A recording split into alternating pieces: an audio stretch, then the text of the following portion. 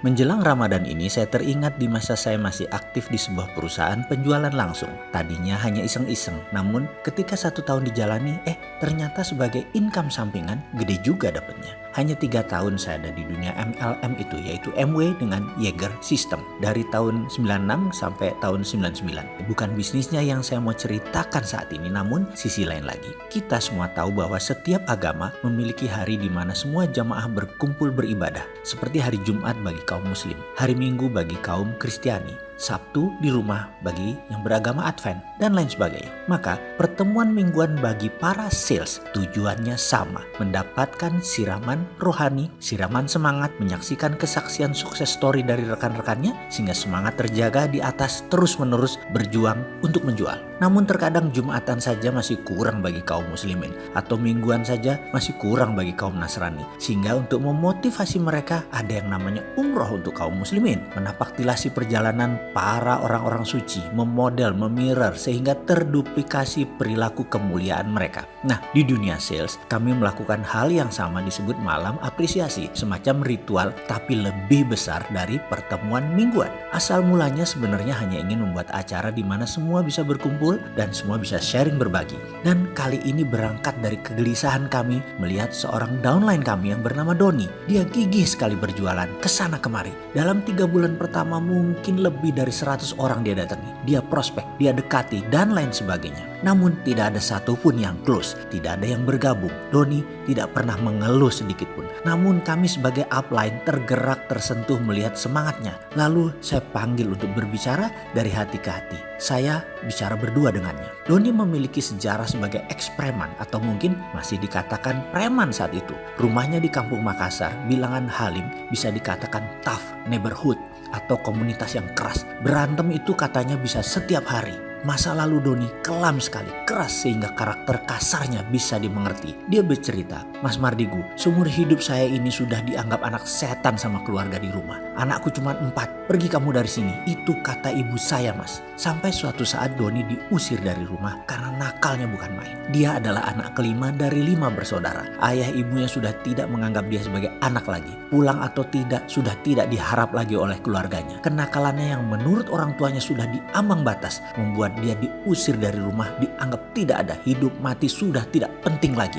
Rasa sedih, pedih, sakit hati itu membuat Doni terjerembab lebih dalam lagi dalam kehidupan liar di luar rumah. Itu juga yang membentuk aura premannya. Lalu apa tujuan hidup kamu ke depan? Saya bertanya. Jujur Mas, saya ingin membahagiakan orang tua saya. Saya ingin dianggap anak lagi. Saya kesepian Mas, tidak punya keluarga itu sepi. Saya ingin sukses. Saya capek miskin, capek tidak punya teman, capek tidak ada saudara, capek hidup selalu kuda-kuda. Saya terdiam lama mendengar ceritanya. Dari cerita inilah saya mendapat ide membuat malam apresiasi. Saya undang seluruh network jaringan saya dan beberapa leader lainnya. Di acara tersebut seorang dibawa ke panggung, diberi waktu 5 menit untuk menceritakan perjuangannya dan apa yang telah diperoleh agar tertular ke rekan-rekan yang lain. Itu saja intinya, dan saya harus panggungkan Doni. Acara ini bukan gratis, yang hadir dikenakan biaya Rp50.000. Dan karena downline saya ada sekitar 2000-an, juga leader Didi yang lainnya juga banyak, maka target 1000 sampai 2000 orang diharapkan hadir. Waktu itu kami menyelenggarakannya di gedung BPPT di Jalan Tamrin. Bersama beberapa rekan, saya mencari alamat Ibu Doni. Sampailah saya ke rumah tua di daerah padat penduduk dekat Halim. Saya ceritakan bahwa ada undangan buat Bapak Ibu atas prestasi seorang anaknya. Sang ibu bertanya, anak yang mana? Semua anak saya merantau.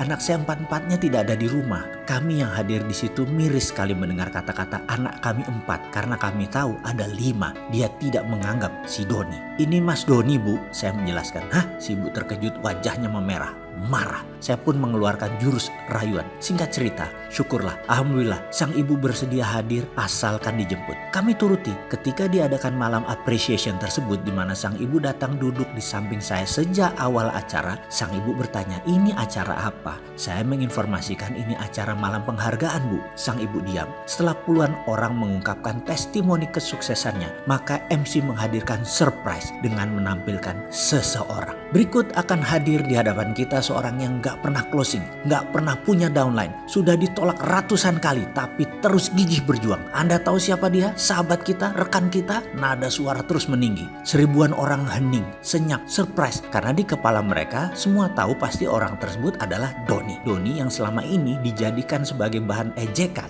dan saat itu keheningan pecah ketika beberapa orang mulai menerikan nama Doni. Doni, Doni, Doni. Diiringi ratusan orang lainnya hingga semua menyebut nama Doni, Doni. Saya melihat Doni tersentak di kursi barisan depan di sisi pinggir. Dia tidak sangka dijadikan pembicara karena yang dia tahu hanya yang sukses saja yang berbicara. Dia merasa tidak sukses. Matanya menatap ke sana kemari mencari dukungan sampai akhirnya dia berada di panggung. Sang ibu di samping saya gelisah luar biasa. Itu Doni ya. Ekspresinya berubah, menyadari bahwa anaknya menjadi bagian dari malam itu. Menjadi seseorang. Doni maju ke panggung, langkahnya mantap. Doni naik ke panggung diiringi tepuk tangan dan mulai bicara. Suaranya bergetar. Suasana sangat hening bagaikan kuburan. Saya berdiri di depan sini, sesungguhnya saya ingin membuktikan kepada orang tua saya bahwa ada 5 anak mereka itu. Saya yang berusaha untuk tetap hidup, menjadi lebih baik itu masih ada. Dan paling penting, saya ingin kembali ke rumah untuk menjadi bagian dari keluarga. Sebenci apapun mereka kepada saya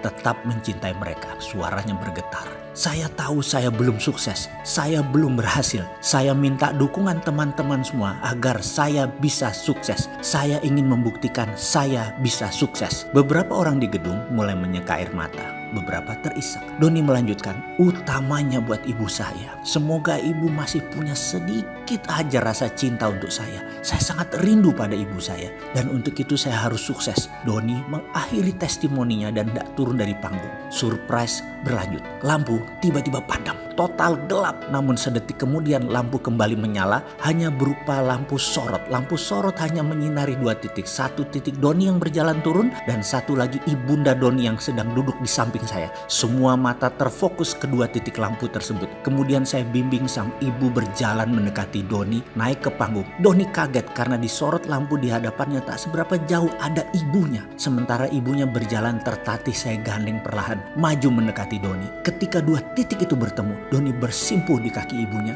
Ibunya membungkuk dan memeluk dengan erat. Pelukan merangkul hati. Sebuah pengakuan, Bu, Ibu, maafin Doni ya Bu. Doni kangen Ibu. Doni salah Bu. Doni anak ibu, anak bapak. Doni tobat Bu. Doni capek jadi orang susah. Doni mau sukses. Doni mohon ridho Ibu.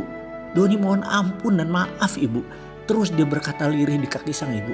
Disaksikan ribuan mata dan didengar jelas keliling gedung. Karena mic wirelessnya masih on, nyala. Kamu anakku, ibu mencintaimu, ibu juga minta maaf. Saya mendengar lirihan sang ibu di antara tangisnya. Tak ada kata-kata, yang terdengar hanya tangisan diiringi tumpah air mata.